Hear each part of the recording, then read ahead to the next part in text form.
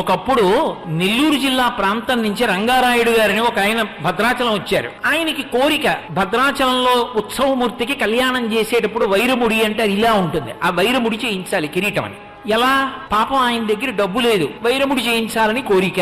ఆయన రోజు రామ రామ రామ రామ రామ రామ రామ అని రామచంద్రమూర్తితో ప్రార్థన చేసుకు పడుకునేవాడు. సీతారామ కళ్యాణం దగ్గరికి వచ్చేస్తోంది, కొన్ని నెలల్లోకి వచ్చేసింది. రామచంద్రమూర్తికి అల్లో సాక్షాత్కరించారు. బెంగ పెట్టుకోకోయ్, నీకు మీ తండ్రి గారు ఇచ్చినటువంటి ఇంట్లో మధ్య గది తవ్వు, అక్కడ 6 మణులు ఉంటాయి, ఆ 6 మణులు తీసి నాకు వైరముడి చేయించన్నారు. ఆయన తిన్నగా వెళ్లి వాళ్ళ తండ్రి గారు ఇచ్చినటువంటి ఇంటి మధ్య గది తవ్వించారు. 6 మణులు దొరికాయి. 6 మణులతో వైరముడి చేశారు.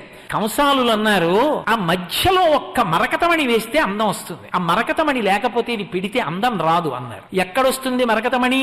పాపం ఎలాగైనా సంపాదించాలని ఆయన భారతదేశం అంతా తిరిగాడు రంగారాయుడు గారు. ఆ 6 మణుల మధ్యలోకి